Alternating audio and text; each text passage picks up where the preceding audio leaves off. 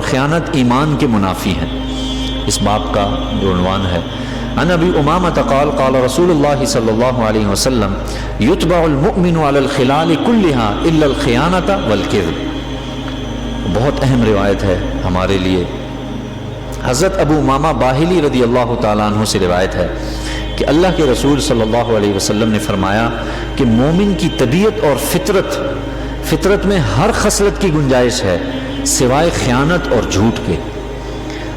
مطلب یہ ہے کہ مومن اگر واقعی مومن ہو تو وہ جھوٹ اور خیانت اس کی فطرت میں ان دو چیزوں کی کوئی گنجائش نہیں ہے۔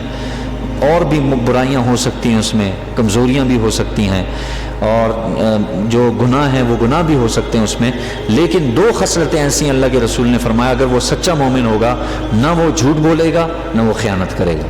اب آپ خود دیکھ لیجئے، آپ نے صاف واضح کر دیا، بات واضح ہوگی کہ یہ جو دو عادتیں ہیں نا، خیانت اور جھوٹ، یہ خالص منافقانہ عادتیں ہیں۔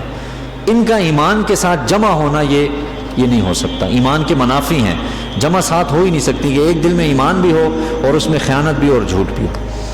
تو بہت بری عادتیں ہیں یہ، اور اس روایت کو دیکھ کے بھی ہمیں سمجھنا ہوگا کہ بھئی بہت محرومی کا باعث بنے گی یہ اگر ہم زندگی سے جھوٹ نہ نکلا تو۔ اللہ تعالیٰ حفاظت فرمائے۔ جھوٹ اتنی گندی عادت ہے کہ یہ آدمی سے نہیں چھوٹتی۔ جس کو عادت پڑ جائے جھوٹ کی تو وہ بڑی بات پہ جھوٹ بولتا ہے، حالانکہ اس کی ضرورت نہیں ہوتی جھوٹ بولنے کی، ان موقعوں پر بھی وہ کیا کر دیتا ہے، جھوٹ بول دیتا ہے۔